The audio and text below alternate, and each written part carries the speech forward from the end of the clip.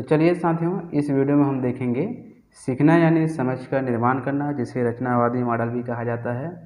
साथ में हम देखेंगे शिक्षण की प्रचलित प्रथाएं, कक्षा में रचनावाद आकलन, अमूर्त सोच का विकास, अवधारणात्मक व प्रक्रियात्मक ज्ञान। मतलब ये जो सिलेबस है आपका मैथ्स पेडागोजी का, वो कंप्लीट हो जाएगा। इसके बाद हम गणित का जो आंकिक वाला है ना, वो शुरू कर देंगे। तो आप सभी से निवेदन है कि वीडियो को बिल्कुल जो है देखें और दूसरों को भी बताएं और शेयर जरूर करिएगा। तो चलिए शुरू करते हैं। मैं हूं पी कोचाऊ, मेरे यूट्यूब चैनल में आप सभी का स्वागत करता हूं। तो सबसे पहले देखेंगे सीखना यानी समझ का निर्माण करना। यहाँ पे आप देखें, नाम से स्पष्ट हो रहा है सीखना यानी समझ का निर्माण करना, ना कि रटना। इसे रचनावादी मॉडल भी कहा जाता है। रचना मतलब इसमें बच्चे क्या करते हैं, अवधारणा पूरी तरह से स्पष्ट समझने के बाद अपने जो गणित का जो भाषा है उसको प्रतीकों के रूप में इस्तेमाल करके उनको भली भांति समझ करके बना पाते हैं, उपयोग कर पाते हैं।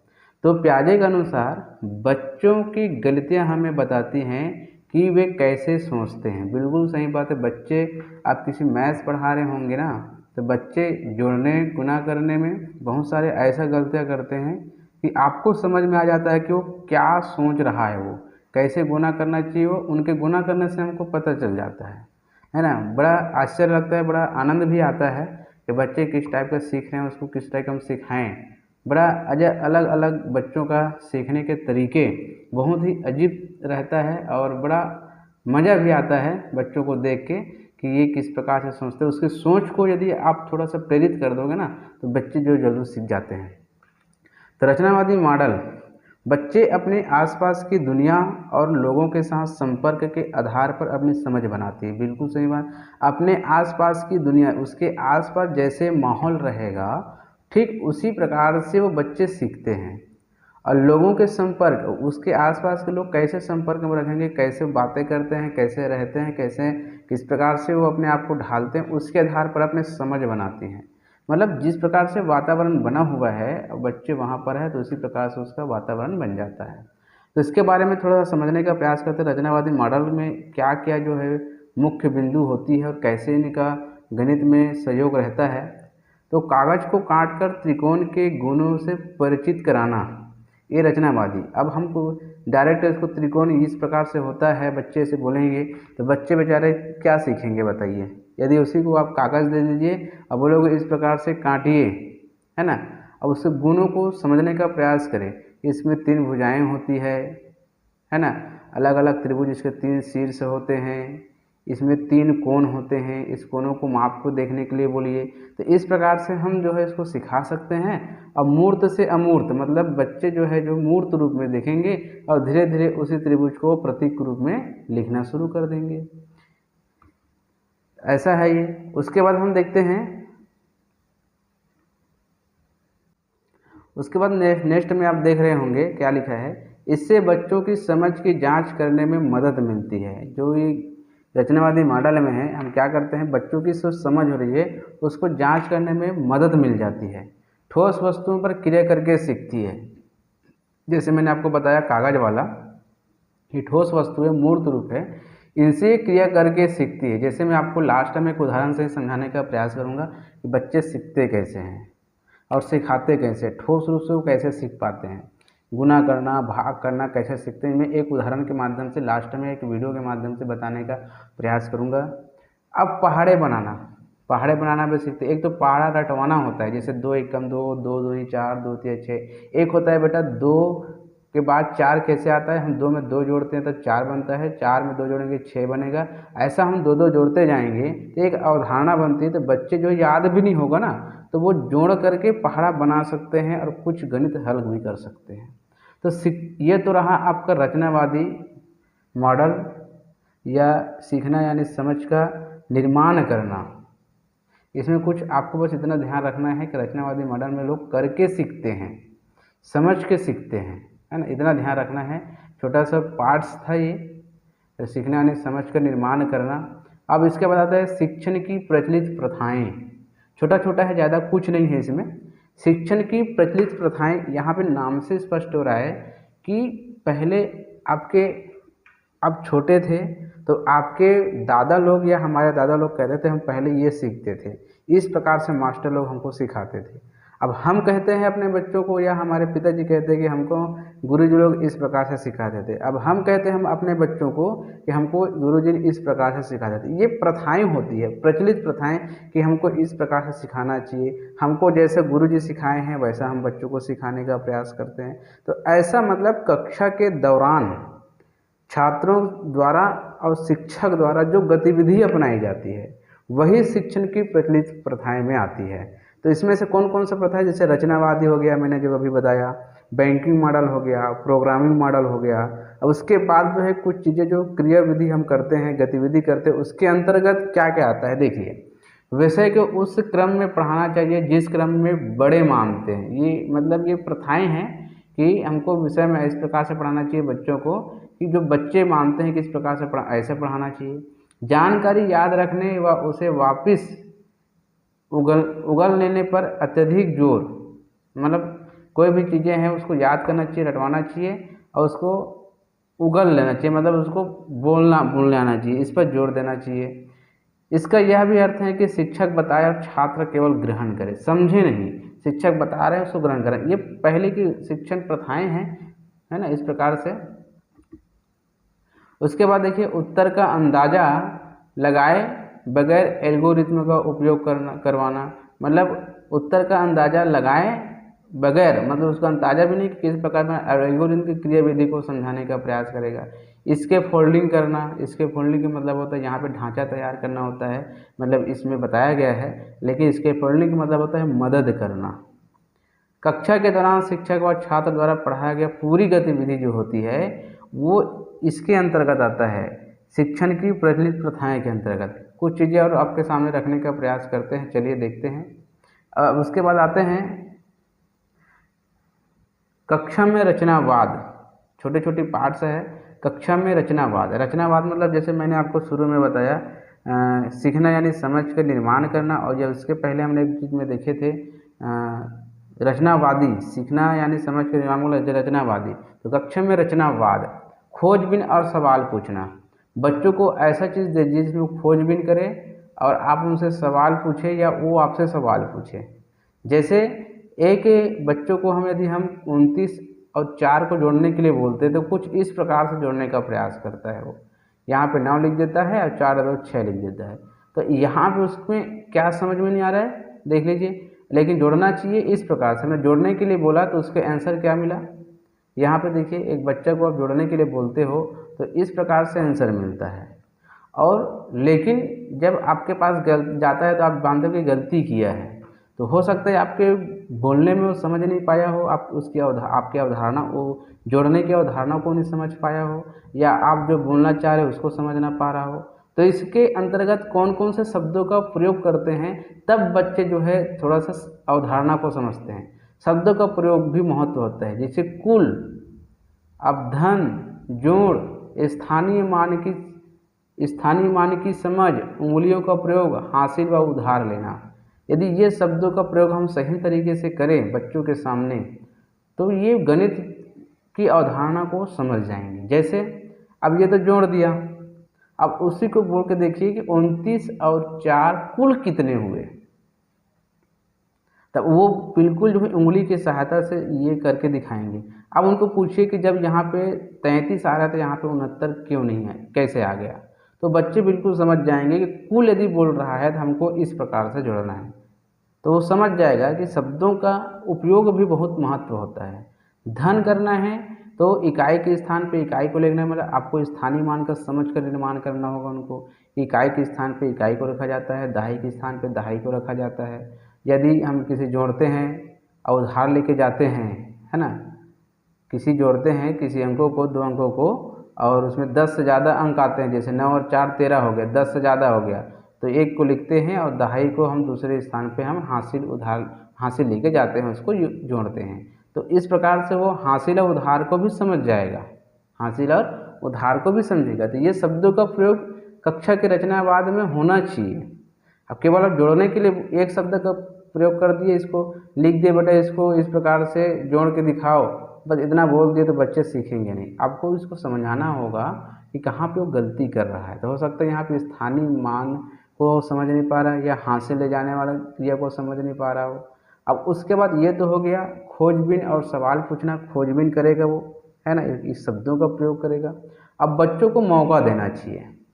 बच्चों को कैसे मौका देंगे, आप इसको बना के दिखा दीजिए, फिर इसको बना के दिखा दीजिए, फिर बच्चों को इस प्रकार से सवाल दे दीजिए, मौका दीजिए उनको बनाने का। अब उनको कुछ चीज़ें तरीके से समझाने का प्रयास कीजिए। आप आकलन करिए, उनका अंदाज़ा लगाने के लिए बोलिए। यदि गलतियाँ करता है तो आप उसमें थोड़ा टिप्पणी करिए, रेखाएं खींचना सीखेंगे, है ना। ठोस व चित्रात्मक प्रस्तुतिकरण को समझना होगा उनको। यदि किसी चित्रों को समझना है तो सीधी सी बात है, ठोस के साथ साथ चित्रात्मक प्रस्तुतिकरण को भी समझना होगा उनको।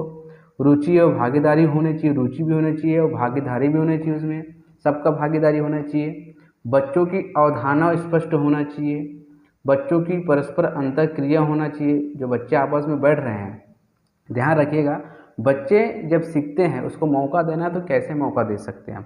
बच्चों को ग्रुप में बैठाइए। जो बच्चा थोड़ा सा क्या बोलते हैं, थोड़ा सा कमज़ोर है और उससे थोड़ा सा उसकी बुद्धि लब्धि अच्छी है, मतलब वो तो उसका दिमाग अच्छा चलता है, तो उनके साथ ग्रुप में बैठाइए। तो आप देखेंगे यदि इस प्रकार से 3 बच्चों को आप ग्रुप में बैठा दिए, तो ये बच्चा जो ब्रिलियंट है थोड़ा सा, अब इसके दोस्त है इस प्रकार से, तो 100% ये बच्चे इनसे पूछेगा और ये इनसे बताएंगे, सवाल जरूर करेंगे आपने कैसे बनाया, और इसको बताएंगे भी। इस प्रकार से ये भी वही काम करेगा। तो इस प्रकार से क्या होता है, बच्चों के बीच में परस्पर अंतर्क्रिया होती है और आपस में सीखते हैं, है ना। अब गलतियाँ यदि करते हैं तो आप उसको सुधरवा सकते हो, टिप्पणी दे सकते हो आप। तो इस प्रकार से रुचि भी आप पैदा कर सकते हैं कि बेटा आप जो एक दूसरे को चेक करो, किसका सही है किसका गलत है। इसमें आप खुद भागीदारी करिए, भागीदारी बनिए, या मूर्त रूप से सिखाने का प्रयास कीजिए। जैसे ठोस व चित्रात्मक प्रस्तुतिकरण को समझना, ठोस के माध्यम से समझा रहे हो या चित्र के माध्यम से समझा रहे हो, इसकी प्रस्तुतिकरण को समझना होगा उनको। तो इस प्रकार से उसको मौका देना बहुत ज़रूरी है। यदि आप मौका नहीं दे रहे हैं, आप बोल रहे हैं कि एक बच्चा बना दिया, अब सवाल दे रहे हैं, एक बच्चा बना दिया, दूसरा बच्चा बना दिया, तीसरा बच्चा बना दिया, अब 5वां 6वां 7वां 8वां नहीं बनाया है और उसको समय नहीं दे रहे बनाने का, तो वो मौका नहीं मिलेगा और बच्चे नहीं बना पाएंगे। उसको मौका देना बहुत ज़्यादा ज़रूरी है, ठीक है। उसके बाद देखते हैं अमूर्त सोच का विकास। अब शुरू से हमने अमूर्तीकरण को पढ़ रहे हैं, अमूर्त को पढ़ रहे हैं, मूर्त से अमूर्त को पढ़ रहे हैं, तो मेरे ख्याल से ज़्यादा इसको समझाने की आवश्यकता नहीं होना चाहिए। यदि इसको अच्छे से समझना है तो मेरा सबसे पहला वीडियो जरूर देखें। ठोस को अवधारणा को हमने समझाने का प्रयास किया था, ठोस से मतलब कि मूर्त से अमूर्त की ओर कैसे पहुँचते हैं। तो थोड़ा सा और इसके बारे में चर्चा कर लेते हैं इसी में। गणित सीखते हुए बच्चे को सिर्फ अमूर्त संकेतों से ही नहीं जुड़ना पड़ता, पूरा गणित ही अमूर्त प्रकृति का है। बिल्कुल सही बात है, गणित में अमूर्त संकेत तो होते हैं, जैसे बराबर बोल दिया तो बराबर का चिन्ह हो गया, है ना। अब उसको बोलेंगे और भाग दीजिए तो भाग का चिन्ह लगाना पड़ेगा, गुना है तो गुना का, सभी संकेतें जो होती है वो अमूर्त होती है। साथ ही साथ पूरा गणित ही अमूर्त होती है। दो तो ठोस रूप में हम ला नहीं सकते, 4 को हम ठोस रूप में ला नहीं सकते, लेकिन इसको प्रतीक के रूप में यदि प्रयोग करते हैं तो ही हमको समझ जाएंगे। तो ये सारी चीज़ें क्या है, अमूर्त ही तो है।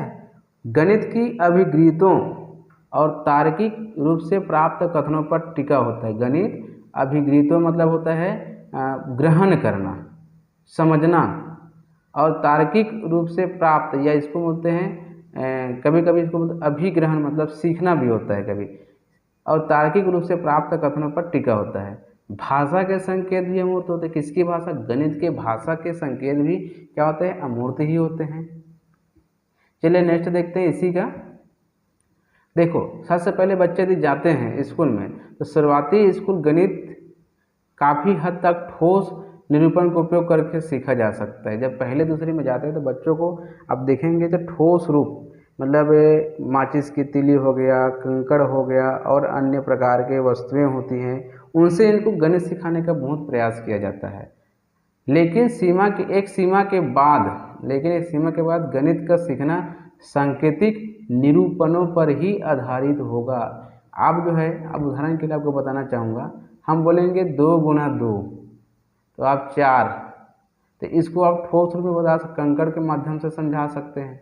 उसके बाद में 5 गुनी 10 भी करूँ तो आप सिखा सकते हैं। लेकिन इसी को मैं 400 गुना 500 कर दूँ तो क्या इतना सारा कंकड़ और कंकड़ लेके आ सकते हैं आप? नहीं। तो धीरे धीरे क्या करना पड़ेगा, इनको एक अमूर्त या सांकेतिक निरूपणों पर आधारित होना ही पड़ेगा गणित सीखना है तो। इसके अलावा अमूर्त सूत्रों व निरूपणों को भी समझना भी इसका अंग होगा। अमूर्त सूत्र मतलब क्या हो गया, जैसे a plus n minus one into d हो गया, x प्लस वाई इक्वल बटे 2 हो गया। तो ऐसा बहुत सारे से फार्मूला हैं जो अमूर्त रूप होते हैं, इनको भी इसको समझना होगा। यहाँ पर देखिए, यहाँ पर गणित सीखने ठोस से अमूर्त, अमूर्त ठोस की ओर जाने की क्षमता को शामिल करना होगा। मतलब गणित सीखना है तो ठोस से अमूर्त की ओर और अमूर्त से ठोस की ओर, इस प्रकार से क्षमता को शामिल करना होगा इसमें है। जैसे जैसे बच्ची ज़्यादा जो है गणित सीखती है, वैसे वैसे उसे अमूर्त विचारों के साथ काम करने में क्षमता बढ़ानी होती है। जैसे जैसे वो बड़ी होती जाएगी, बड़ी गणित सीखेंगी, और उसी प्रकार से उनके जो विचार है, अमूर्त विचार है, उनको भी उनकी क्षमता को बढ़ानी होगी। इसके शैशव से लेकर बच्चों को देखना होगा, वे सामान्यीकरण, व्यापीकरण, अमूर्त सोच की क्षमता विभिन्न स्तर तक अर्जित करते जाते हैं। जो शैशव अवस्था से लेकर के जो बच्चे जो होते हैं, उनके जो क्रिया है उनको आप देखेंगे तो सामान्यीकरण सीखता है, व्यापीकरण भी सीखता है, अमूर्त सोच की क्षमता विभिन्न स्तर तक अर्जित, बहुत ज़्यादा सीखने का प्रयास करते हैं और बड़े बड़े होते तक कि ये पूरा अमूर्त सोच को अर्जित कर लेते हैं। ठीक है, अब यहाँ पे देखते हैं, उनकी अमूर्त सोच का एक बड़ा हिस्सा अन्य अमूर्त अवधारणाओं से उभरा होता है और यही प्रक्रिया आजीवन चलती रहती है। कोई भी अमूर्त सोच का एक बड़ा हिस्सा और अमूर्त अवधारणाओं से उभरा रहेगा, है ना। ऐसा गणित ऐसा होता है कि आप जो है किसी को इस प्रकार से भाग देने के लिए बोल दे, 500 को आप 11 से भाग देने के लिए बोल दे, ये तो प्रतीक हो गया, अमूर्त प्रतीक हो गया। अब इन्हीं प्रतीकों से, इन्हीं अमूर्तों से इनकी अवधारणा और बढ़ती जाएगी और बढ़ती जाएगी, और ये प्रक्रिया कब तक चलती जाएगी, आजीवन चलती रहेगी। ठीक है, अब आता है अवधारणात्मक व प्रक्रियात्मक ज्ञान। तो इसको समझने का हम प्रयास करते हैं थोड़ा सा। अवधारणात्मक ज्ञान, इसका संबंध सीखने वाले के दिमाग में अवधारणाओं के बनने व उनके विकास से है। अवधारणा तो आप जानते ही हो, मैंने बार बार अवधारणा की बात रख दिया है। अवधारणा मतलब होता है मन में विचार का छवि छप जाना, तस्वीर छप जाना, उसको स्पष्ट रूप से समझ जाना और उसका उपयोग प्रतीकों के रूप में कर पाना। मतलब किसी भी चीज़ को दिखाया जाए या देखते ही वो समझ जाए और दूसरे रूप में उसका उपयोग किया जा सके, उसे अवधारणा कहा जाता है। हम में से कुछ लोग मानते हैं कि कोई बच्ची किसी अवधारणा का नाम या परिभाषा जानती हैं तो वह उसे समझती हैं। अब ऐसा कुछ नहीं है, आगे देखते हैं। देखिए यहाँ हम देखने का प्रयास करते हैं। इसका संबंध सीखने के दिमाग अवधारणा से उनके विकास से है। यहाँ पे लिखा गया, हम कुछ मानते हैं कि यदि कोई बच्ची या किसी अवधारणा का नाम या परिभाषा जानती है तो उसे वो जानती है कि ये समझती है। यदि अवधारणा का नाम वो समझ गई या परिभाषा जानती है तो हम कुछ लोग सोचते हैं कि वो अवधारणा को समझती हैं, लेकिन नाम को जानना, परिभाषा पढ़ लेना और उनको समझना, दोनों में अंतर होता है।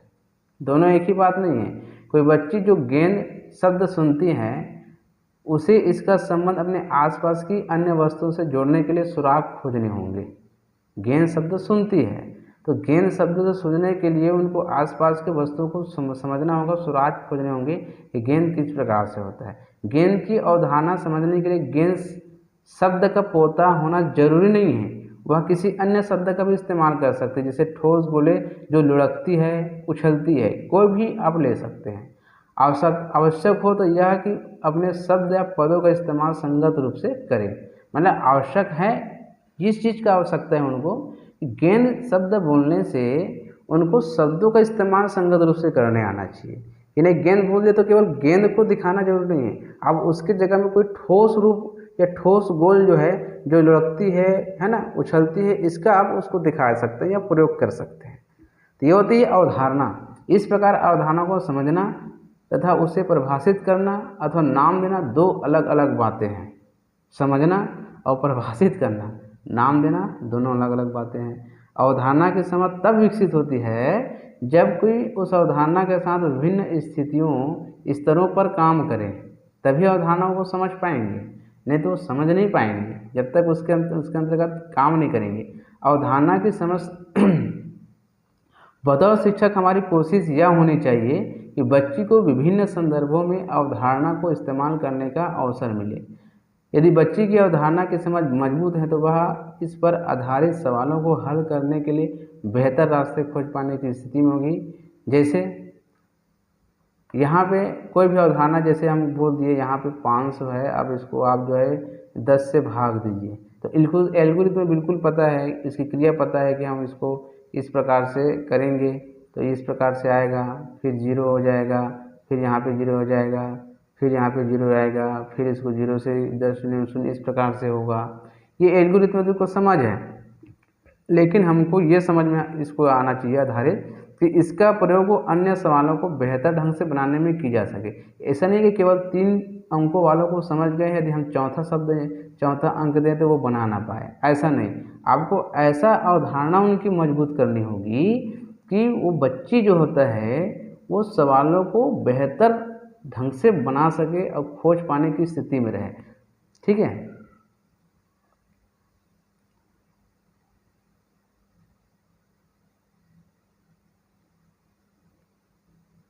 चलिए आगे देखते हैं। उदाहरण के लिए जो बच्ची यह समझती है कि गुना क्या होता है, वह गुना के किसी सवाल को सुलझाने के लिए पहाड़ों का उपयोग कर सकती है। फिर वह एक संख्या को बार बार जोड़कर हल कर सकती है। वह एक संख्या को विभाजित करके बंटन नियम उपयोग कर सकती है। बिल्कुल सही बात है। यदि कोई बच्चा केवल गुना करना जानता है, गुना को समझ नहीं पाते हैं, तो केवल पहाड़ा बस पढ़ेगी या कुछ और नहीं कर पाएगी। लेकिन जो गुना को समझती है कि गुना पहाड़ों को पढ़कर भी लाया जा सकता है, बार बार जोड़कर भी लाया जा सकता है, या विभाजित करके भी ला सकते हैं, बंटन नियम करके लाया जा सकता है। जैसे मैंने 50 को 5 से गुना करने के लिए दे दिया, अब वो केवल गुना बस जानता है, 5 गुणित 50 बस करेगा और कुछ नहीं करेगी। लेकिन यदि उसको ये भी पता है कि इसको हम 5 बार जोड़ेंगे 50 को, तो भी हम गुना के अवधारणा को जानते हैं। या बंटन नियम से हम कर सकते हैं। यहाँ पे जैसे कि यहाँ पे 50 दिया है, तो अब यहाँ पे हम 20 + 30 कर देते हैं तो 50 हो गया। अब गुना 5 करते हैं, है ना, यहाँ पे 5 गुना 20 करेंगे 100 होगा, इस प्रकार से। और यहाँ पे 150 होगा, इस प्रकार से, है ना। तो कुछ भी तरीके से वो कर लेगा, क्योंकि वो उसको अवधारणा उसकी मजबूत है। तो ऐसा मजबूत होना चाहिए कि अवधारणा को अन्य रूप से या किसी भी तरह से मजबूती से वो कर सके। ऐसा चीज़ यदि करता है तो वो अवधारणा है, वो कर ले रहा है। अब आता है प्रक्रियात्मक ज्ञान। प्रक्रियात्मक ज्ञान का मतलब होता है प्रक्रिया को जानना। इस संबंध में किसी सवाल को हल करने की प्रक्रिया को जानने से है।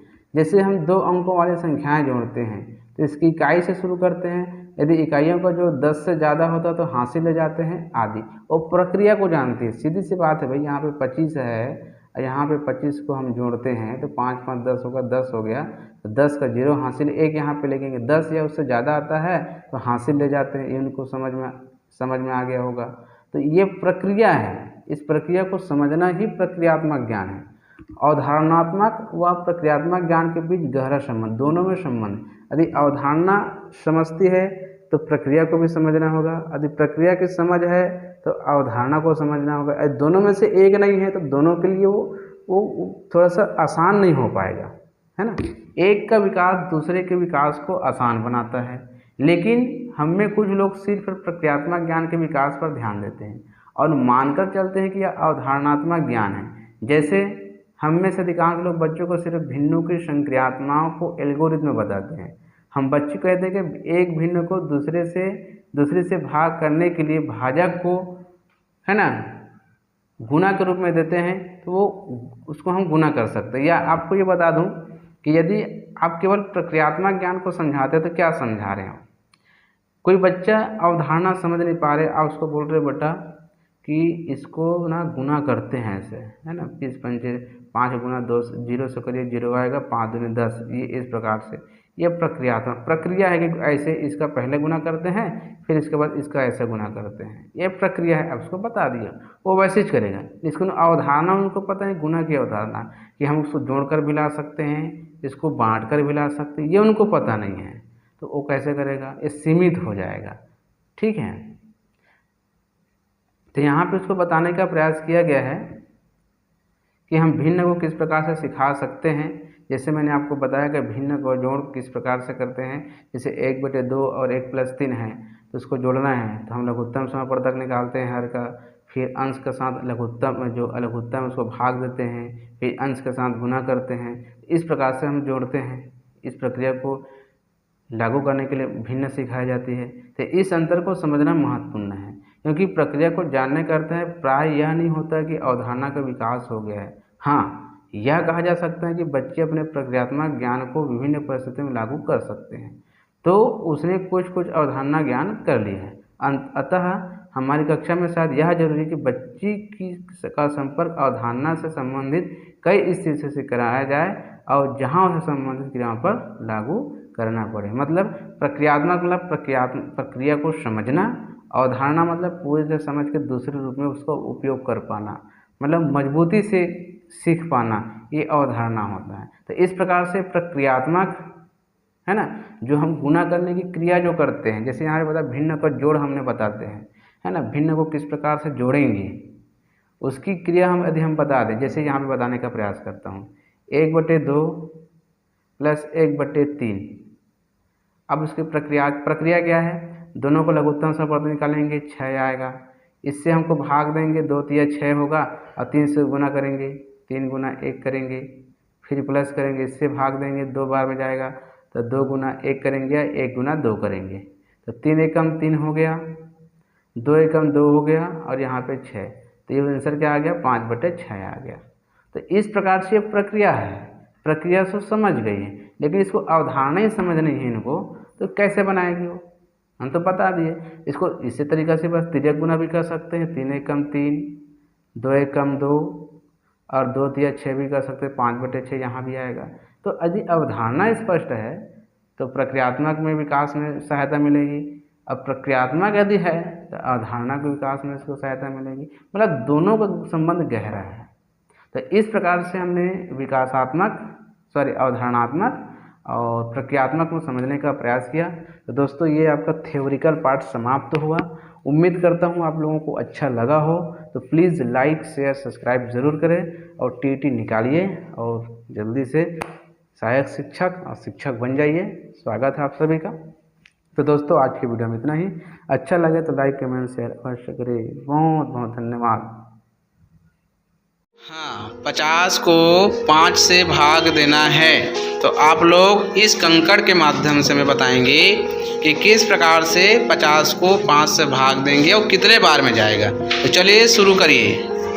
1 2 3 4 5 6 7 8 9 10 11 12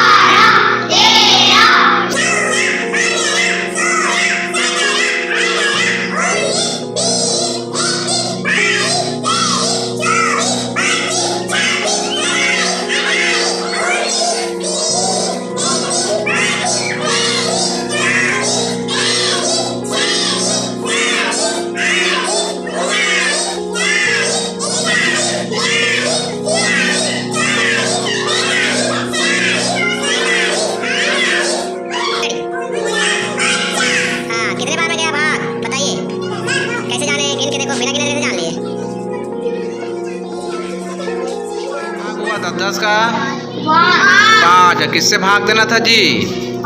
5 से। किसको भाग देना था? तो कितने भाग हुए? 5 भाग। और एक एक भाग में कितना पड़ा? 10। इसका मतलब 5 दाम मतलब 10 बार में जाएगा। जाएगा ना?